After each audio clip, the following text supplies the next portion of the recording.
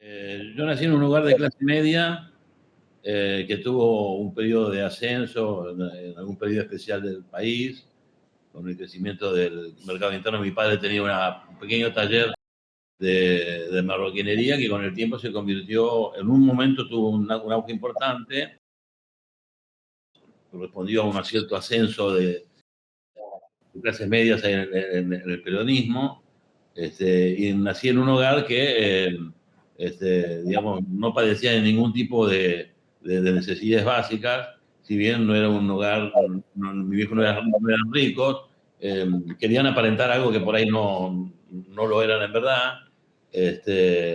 La cuestión es que la fotografía, para centrarme en el punto, estaba presente y ausente al mismo tiempo.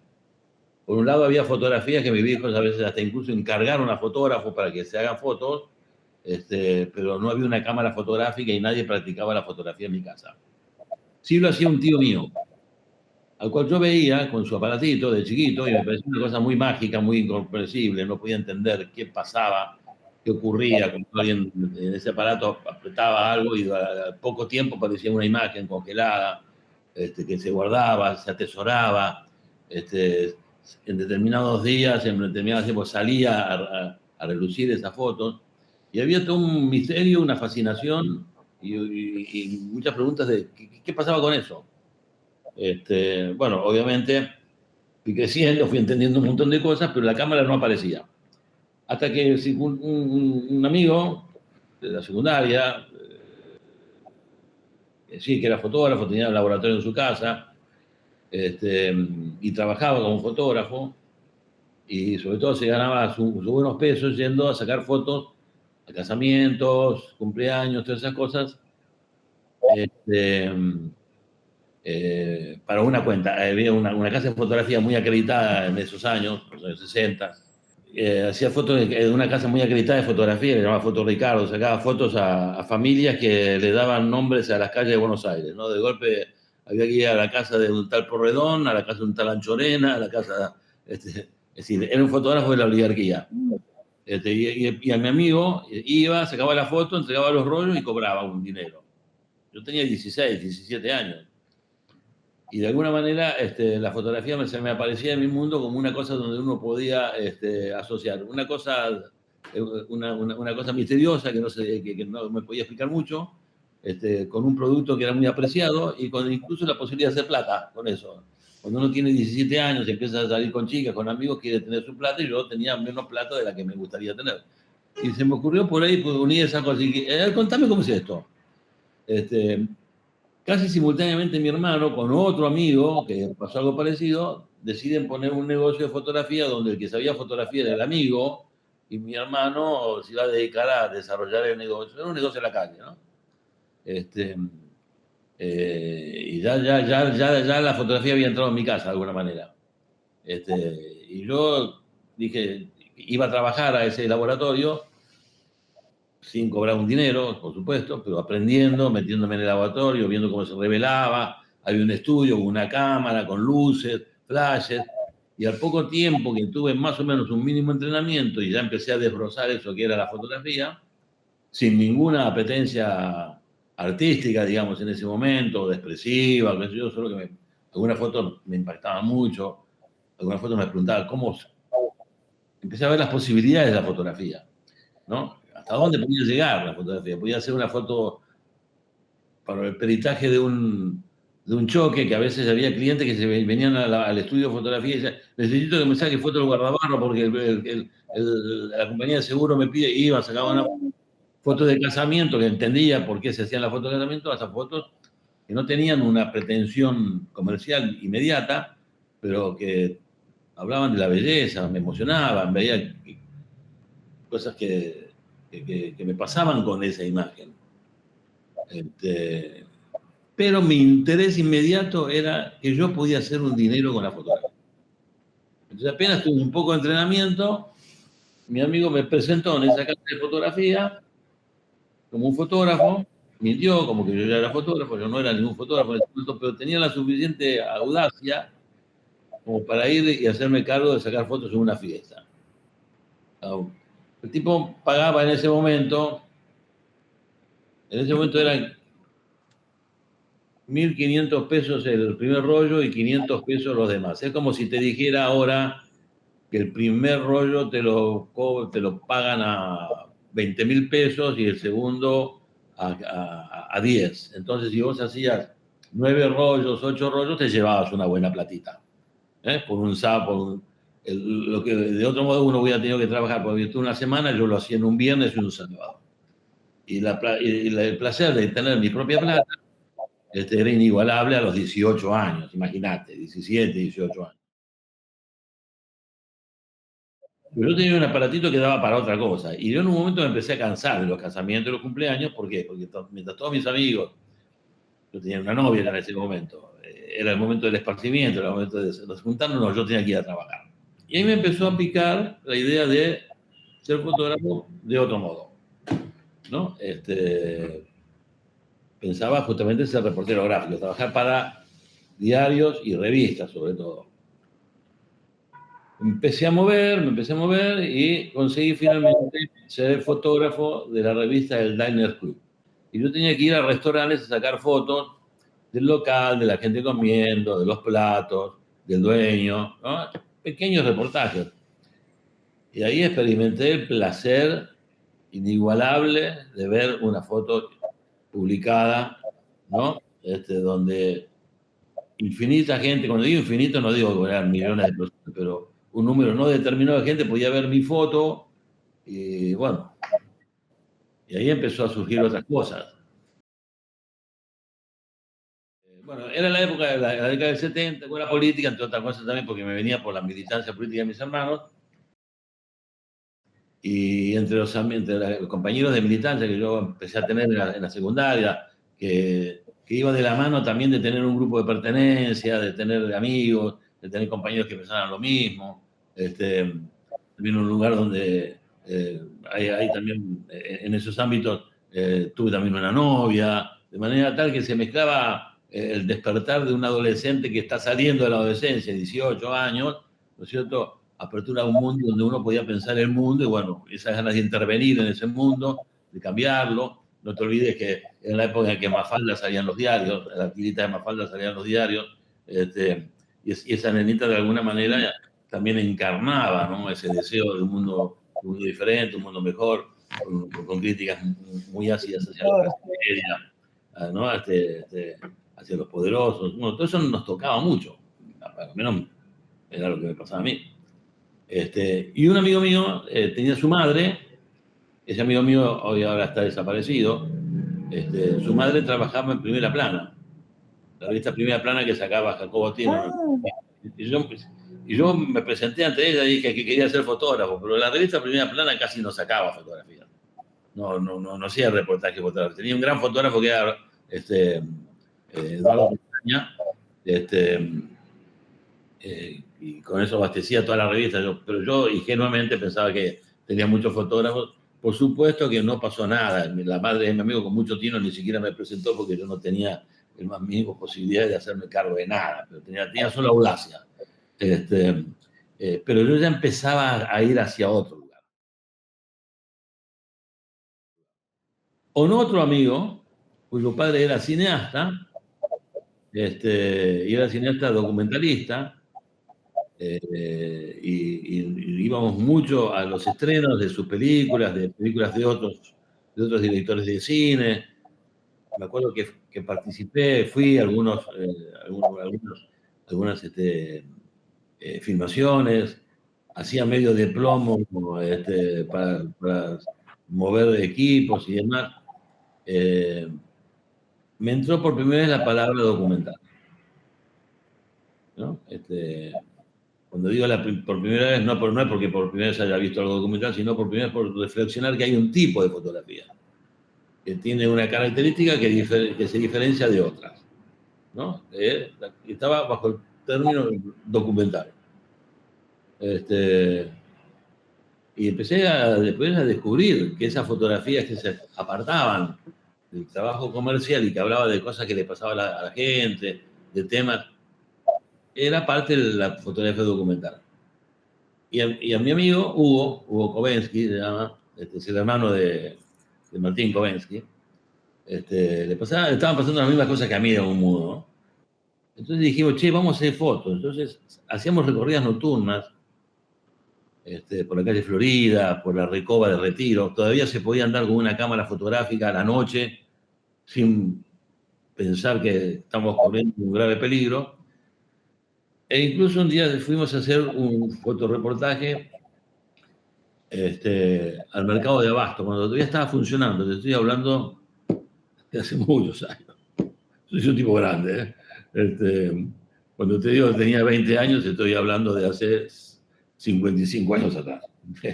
No, sí, 55 años atrás. Así que, bueno, el mercado de Abasto todavía funcionaba. No sé, esas fotos se perdieron, que quedaron en casa de él. Después pasaron muchas cosas en mi vida y en la de él y no las pudimos volver a juntar. Pero ya me había picado algo que ya no me soltó más, ¿no? Que es ese uso de la fotografía. Hubo una politización generalizada en la juventud argentina y en la sociedad argentina en general, y se hablaba de política en todos lados, y eso había entrado a los colegios, a la universidad de una manera muy fuerte. Y mi hermano, que era mayor que yo, también, sobre todo uno de ellos militó desde muy joven, y un poco de la mano de él me fui metiendo más en la militancia. Era una militancia bien social, ¿no? Entonces, esto de que el poder nace de la boca del fusil era un concepto que se había generalizado y se había compenetrado mucho en la militancia política.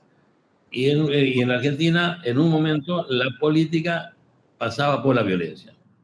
Cualquier otro modo de ejercer política chocaba contra un muro donde era imposible, digamos, superarlo. Eso hizo que nacieran organizaciones político-militares que plantearan la toma del poder, de una manera. Y yo entendí que ese era el camino. Bueno, esa militancia finalmente terminó que yo me tomara preso desde el año 74 y tuve un proceso judicial muy corto, y luego estuve 5 años preso sin ningún tipo de explicación por parte de la dictadura militar, porque ya estaba a disposición del Poder Ejecutivo. En virtud del estado de sitio, durante el estado de sitio, el gobierno puede meter preso a alguien y no dar explicaciones por qué lo hace. Pero yo, después de cumplir una pequeña condena por una contravención que había cometido, me tuvieron 5 años sin darme ninguna explicación de por qué yo estaba preso, simplemente diciendo que yo era peligroso para el país. Muchas veces como consecuencia de la acción política, porque había un enfrentamiento real, no era imaginario. Pero la represión caía sobre todo sobre aquellas personas que no estaban inmediatamente involucradas, pero podían apoyar o eran neutrales o podían ser captadas. Entonces ahí era donde era mucho más duro. Bueno, yo caí en eso. Yo me había casado con la que actualmente es mi mujer también unos meses antes de caer preso. Y ella, para no correr los peligros propios de los familiares, que muchos familiares fueron secuestrados y demás, se exilió en Francia. Salí de la cárcel después de 9 años de estar preso. No tenía profesión, estaba muy desenganchado de lo que le pasaba a la sociedad, lo que le pasaba a la gente, lo que había pasado en Argentina, porque yo lo viví de un lugar diferente. Yo estaba en una cárcel, hay una realidad completamente deformada, con otras las normas que rigen. Yo salía a vivir a un país muy diferente del que había estado antes de la cárcel. Y mi mujer y mi hijo habían crecido sin su padre, en parte. Entonces, lo primero que yo entendí que debía hacer una vez recuperada la libertad era reconstruir mi vida en sus sentidos más elementales. Principalmente, volver a estar con mi mujer, con mi hijo, ver qué había quedado de todo eso. Y ese reencuentro fue en Francia. ¿Qué sabía yo hacer en la vida para aportar, aportar el sostenimiento a mi familia? ¿Qué sabía yo hacer para tener un lugar social, un lugar de ubicación? Yo lo único que había hecho, en verdad, con algún grado de pasión, y una cosa vocacional fue la fotografía, pero yo tenía muy poco desarrollo como fotógrafo. En realidad tuve muy poca oportunidad, yo caí preso cuando tenía 22 años. Y un tiempo anterior compartí con la militancia. Entonces era la fotografía. Bueno, yo tenía un gran amigo, con el cual hice la primaria y la secundaria, que se había exiliado también por los mismos motivos que yo había estado preso, en España, hizo una gran carrera fotográfica en España, llegó a ser el director de fotografía de la revista Cambio 16, que en ese momento era una revista muy importante en España, fue la revista de la transición entre el franquismo y el posfranquismo, y cuando se enteró que yo estaba en libertad, me mandó desde España un bolso fotográfico con 2 cámaras, 35 rollos de película y 5 lentes. Y me dijo, Julio, acá tenés. Yo le había enseñado fotografía a él. Los inicios, yo le había enseñado a él. Él quería ser poeta, él soñaba con ser poeta y yo soñaba con ser director de cine. Ninguno de los dos fue lo que quiso ser, los dos fuimos fotógrafos. Y de alguna manera junta las dos cosas, ¿no? Puede juntar la poesía y un poco lo que también representa el cine.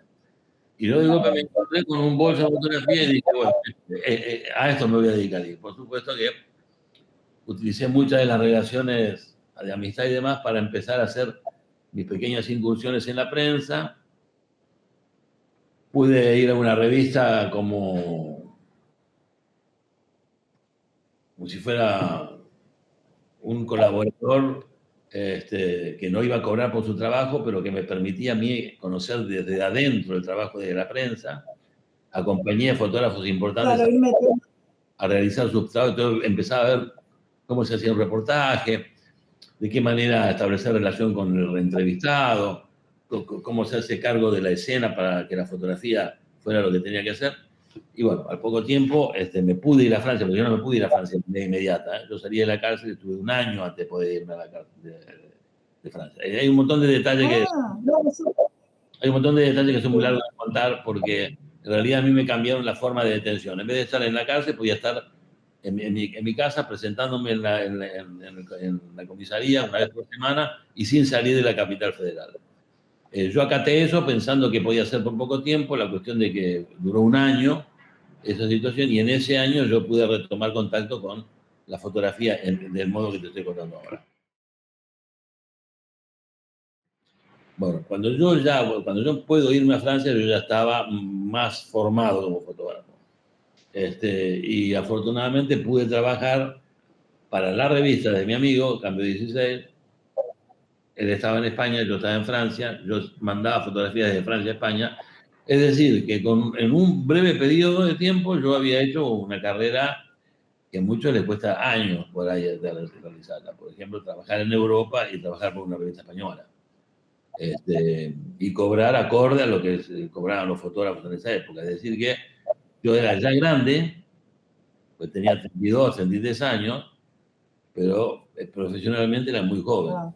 Digamos, yo me incorporé muy tarde a la profesión, en lo que hace normalmente un joven que se conecta a los 22, 23, los fotógrafos que tienen su mejor producción lo hacen antes los 30, durante los 40 años. Y yo recién empezaba a los 33, así que el reloj me apuraba mal. Pero bueno, pero igual pude formarme. Y como yo no me quería quedar en Francia, porque no quería ser extranjero, así sea en el mejor país del mundo, tenía mis padres acá, tenía hermanos, decidimos volver a la Argentina, y cuando volví a la Argentina, volví con ese cartel que hice fotógrafo que trabajó en Francia. Entonces de golpe tenía un cartel que me quedaba grande, pero que la gente me abría las puertas porque yo venía ya afuera, que trabajé afuera. Y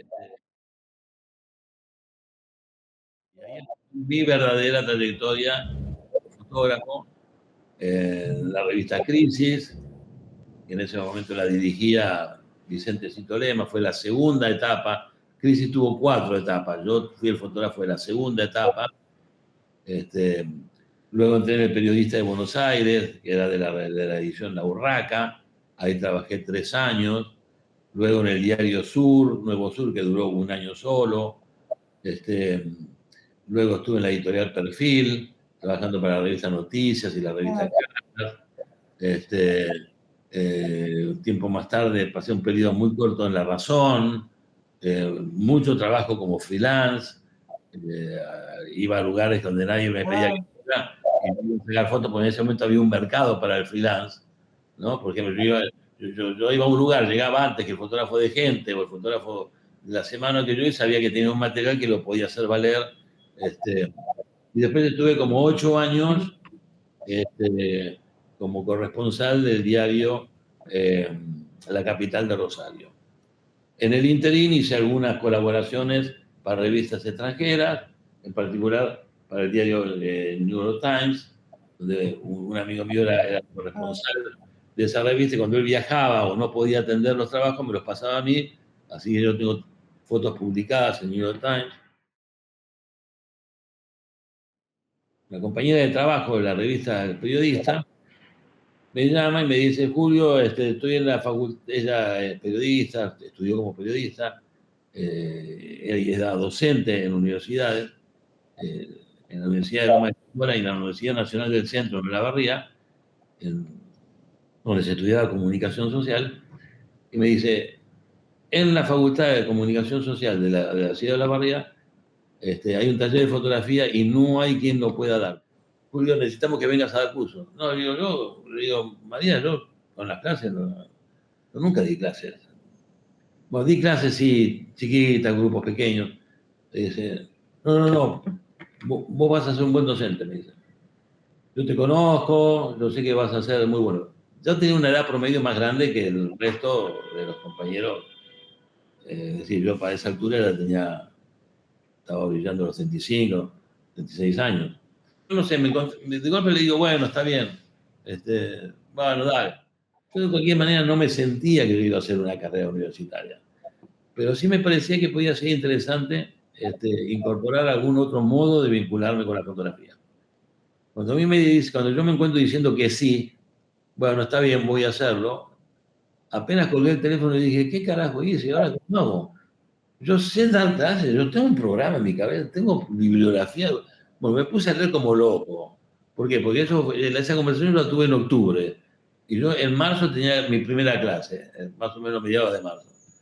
Me leí, no sé, la mitad de la bibliografía que yo uso actualmente la debo haber leído en 3 meses. Y para mí fue una revelación absoluta lo que yo había empezado a leer. ¿Me entendés? Pude tener un sostén teórico de aquello que yo solamente practicaba y podía experimentar, de por qué la gente se emocionaba frente a una imagen, por qué algunas imágenes quedaron en la historia pegadas a acontecimientos, ¿no es cierto? Y se convierten en esos íconos donde todo el mundo, cuando se le nombra un acontecimiento, piensa en una foto, no se acuerda de los textos que hablan de ese acontecimiento, se acuerda de una foto. El lugar que ocupa el fotógrafo en esa bisagra, ¿no?, entre el acontecimiento y su representación, todas cosas que vienen de la investigación de quienes han escrito, nos han iluminado sobre el lugar de la fotografía. Antes del 24 de marzo ya la AAA se había encargado de hacer una limpieza importante de periodistas, actores y referentes sociales. No te olvides que antes del golpe de Estado, Alterio se tuvo que exiliar, Brandoni creo que también, un montón de actores y referentes culturales se habían exiliado del país.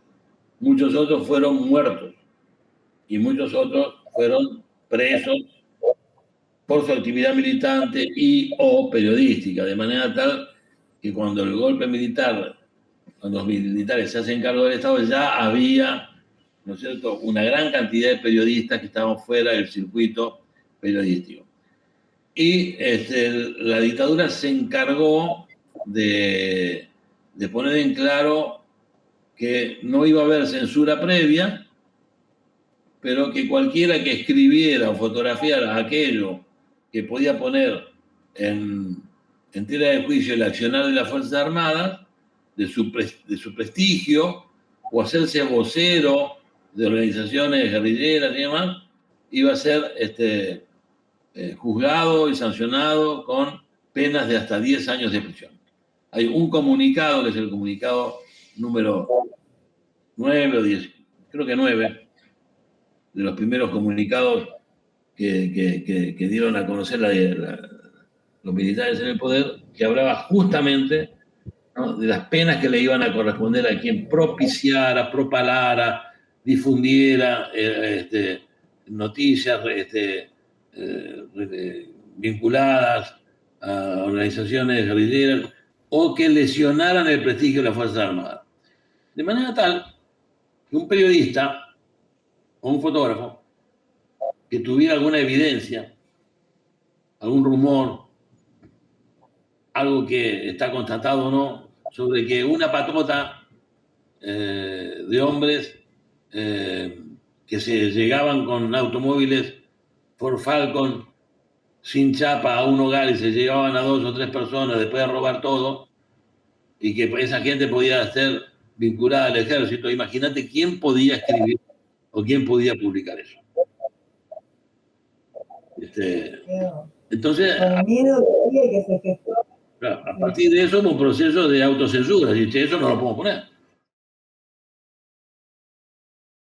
Más allá de que algunas editoriales eran absolutamente cómplices y coparticipantes de la dictadura. Por ejemplo, toda la cúpula de la editorial Atlántica, donde le hacía propaganda a Videla, donde le hacía el caldo gordo, digamos.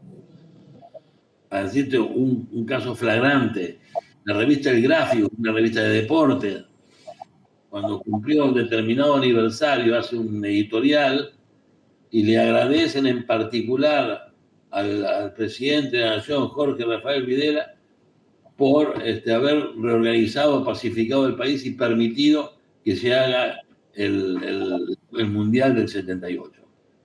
Es una revista no política que va a las manos del hincha de fútbol, al amante del fútbol, absolutamente popular, y utiliza parte de sus páginas para agradecer a un dictador, cuando el que escribió eso sabe perfectamente qué era lo que pasaba en Argentina.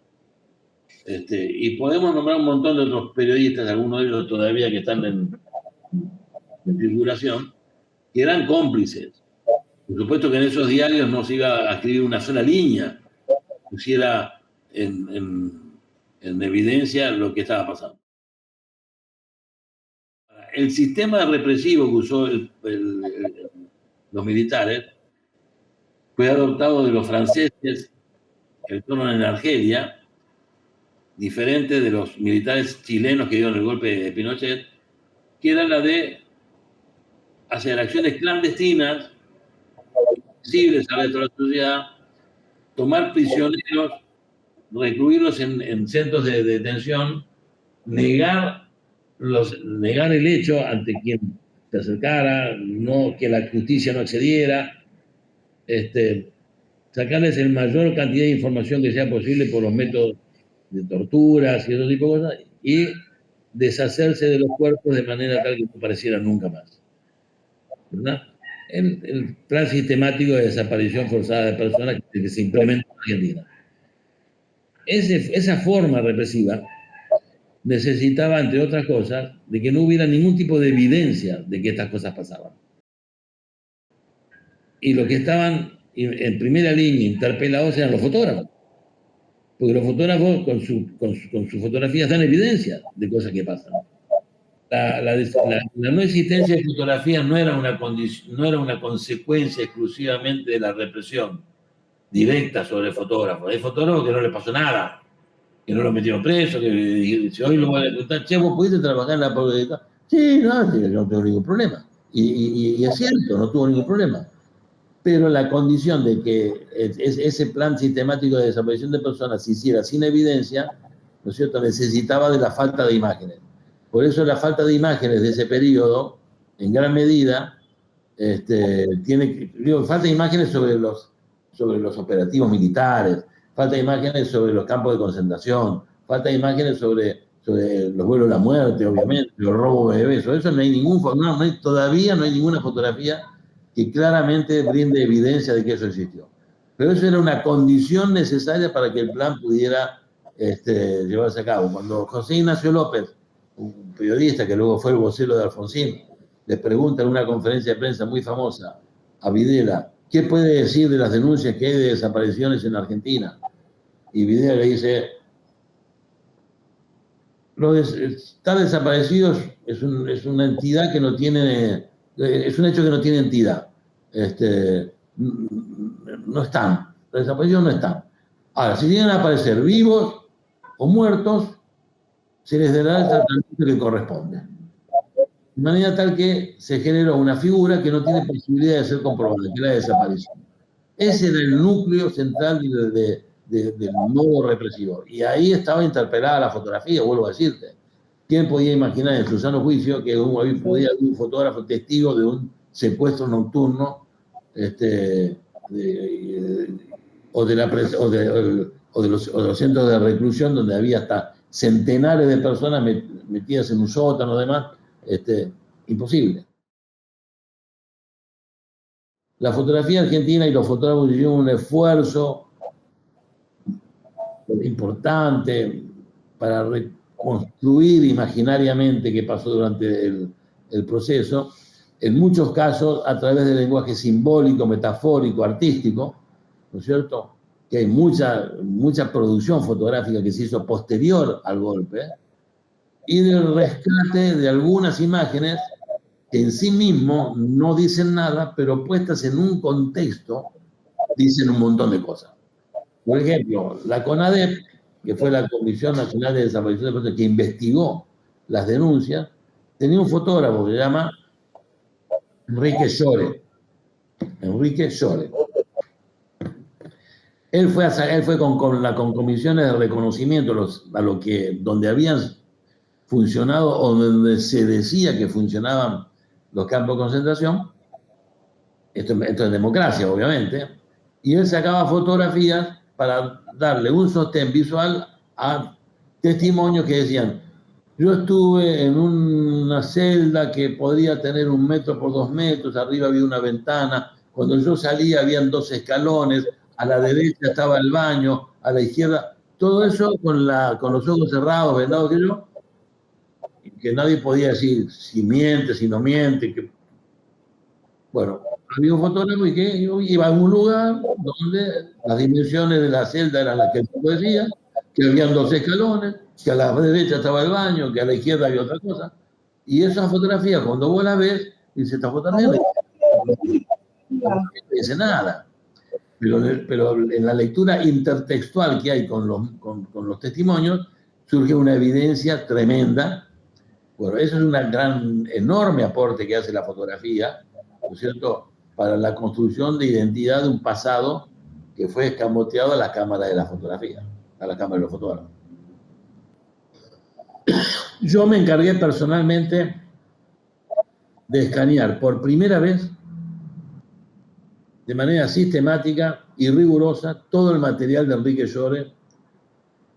Hasta ese momento se había hecho de manera fragmentaria y no de manera sistemática, en donde pudimos citar al fotógrafo para que pudiera dar cuenta con su testimonio detalles para poder decodificar bien todo lo que hay en ese tremendo documento que se preserva actualmente y que esperemos que se siga preservando, porque es la evidencia material más concreta con que se puede contar para demostrar que hubo una organización clandestina de buena parte del Estado, una logística que el Estado puso en funcionamiento para la desaparición de personas, donde no cabría jamás la posibilidad de decir que fueron excesos o algunos errores, porque se pusieron a disposición cuarteles, comisarías, hospitales, particulares.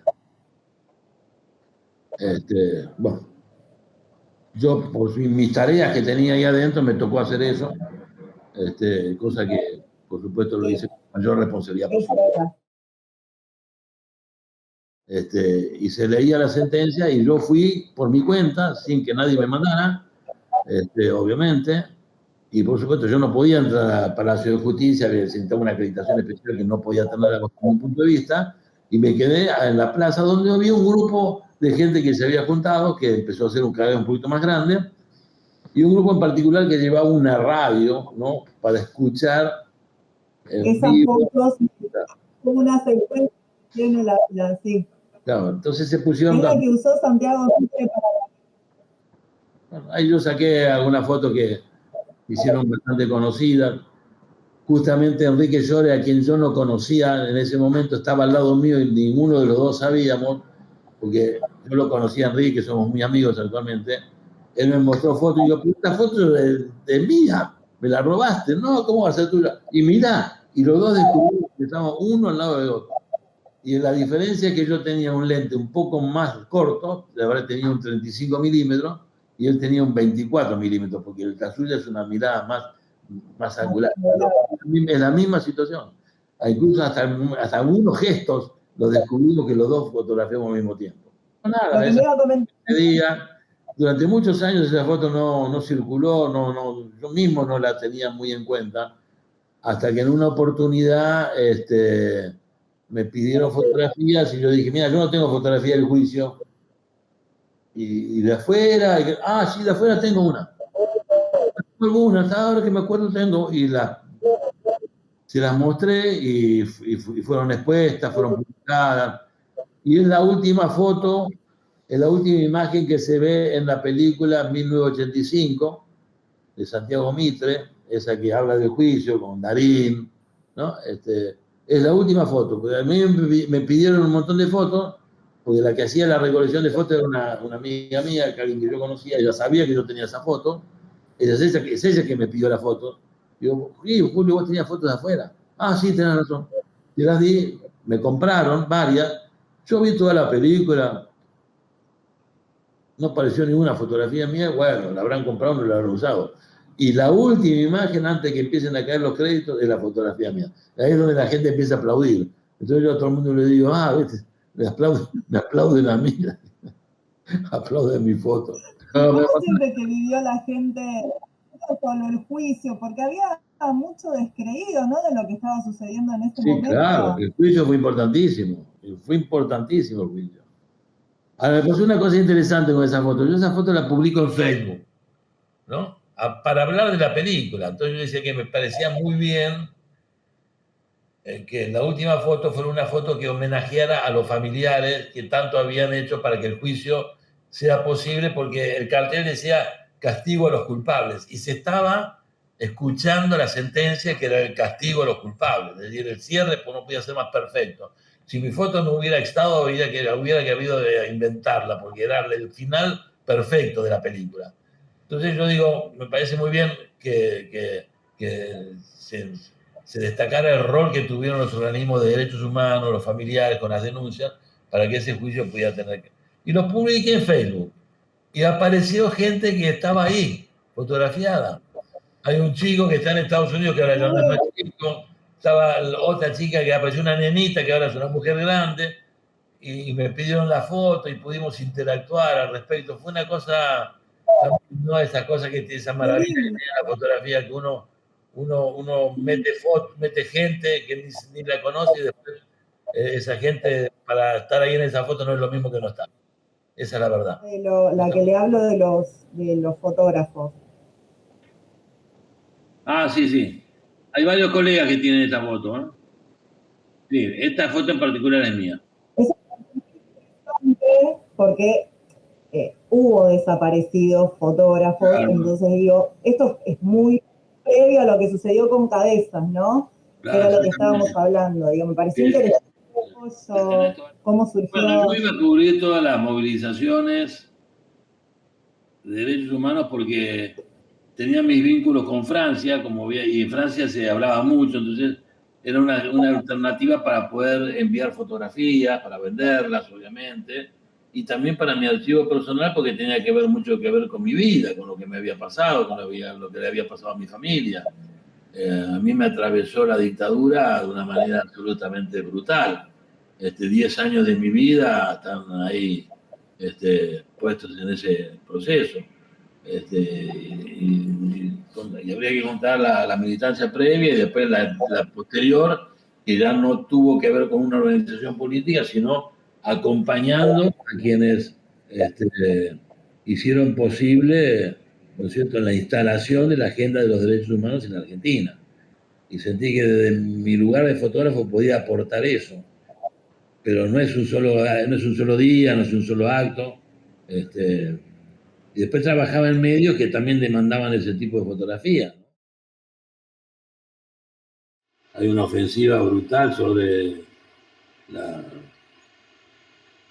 de negacionismo y de querer resignificar lo que fue la dictadura militar para la sociedad argentina. Está muy lejos de tener la intención de la memoria completa, como se dice. Yo estoy de acuerdo que las víctimas son siempre víctimas. Hay gente que en los años 70 la ligó de costado, que no tenía por qué haber sufrido nada, que hubo errores en la acción de las organizaciones que pretendían un cambio social en la Argentina, que había conscriptos que estaban haciendo el servicio militar y que fueron muertos en acciones militares. Por supuesto que esas personas necesitan, se merecen del reconocimiento. No era contra ellos que se había dirigido la violencia, pero la intención subrepticia es negar el terrorismo de Estado e igualar, ¿no es cierto?, las acciones de un Estado que actúa contraviniendo, ¿no es cierto?, los mandatos constitucionales, y sirviéndose de la logística del Estado que le da a las Fuerzas Armadas la custodia de bienes importantes del país para haberse convertido en una banda terrorista, ¿no es cierto?, que produjo esa matanza, ¿no es cierto?, el momento más oscuro de la historia de Argentina, de la cual todavía no se ha recuperado y de que va a pasar mucho tiempo hasta que lo pueda hacer. Y hay un negacionismo en marcha tremendo.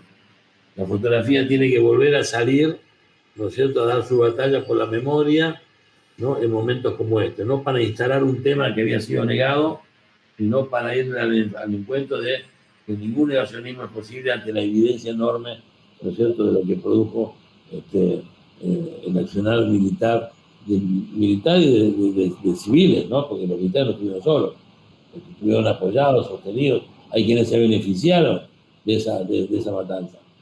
Se impuso un programa económico, ¿no es cierto?, y se reconfiguró, se reestructuró toda la sociedad argentina en función de intereses que se sirvieron muchos de los militares y que están ahí escondidos, que nadie lo ve. A veces decían que solamente fueron 4 militares locos que hicieron todo. No, hubo un sostén importante de sectores importantes del poder económico que están vigentes en nuestro país y que son muy parecidos a aquellos a los de ahora, ¿no? Entonces, eso es lo que yo pienso. Y es una prueba importante para la sociedad argentina si se va a dejar llevar, ¿no es cierto?, por este negacionismo. Estamos viendo ejemplos atroces que están ocurriendo en estos días en el mundo, donde alguien puede decir, voy a invadir a otro país porque me interesa, porque quiero su petróleo, y me importa un carajo lo que piensan, rompiendo el orden internacional, las normas establecidas durante el día. Estamos en un momento de absoluto peligro y absoluta alarma, que no nos podemos relajar en lo más mínimo, porque lo que parecía una cosa imposible hace un tiempo, donde cuando aparecieron ciertos personajes exóticos que decían cosas increíbles, que uno pensaba que nunca iban a llegar a ser elegidas, y fueron elegidas, y vaya a saber por cuánto tiempo más lo vamos a tener, a dónde podemos ir a parar en términos de la civilización humana. Ya no estoy hablando de formas políticas, sino de la civilización humana. Cuando Hitler, en el año 33, asume el poder y anuncia un programa, nadie sabía, pocos podían imaginar que el escenario que iba a dejar unos años más tarde era de cerca de 25 o 30 millones de personas muertas en una guerra, ¿no es cierto?, y en particular a ciertas comunidades como la comunidad judía, la comunidad homosexual, los gitanos, iban a ser prácticamente llevados por el exterminio. Yo no quiero pensar que la historia se va a repetir. No digo que Trump, Milley y todo esto sean Hitler, pero las alertas tienen que estar prendidas con la mayor potencia posible porque estamos en en un desbarranco de valores que se habían instaurado, que creíamos que ya estaban arraigados para siempre, y no es así. Bueno, perfecto. Es un buen día y muchas Muchas gracias. Seguimos igualmente. Chao, hasta luego. Chao, nos estamos viendo.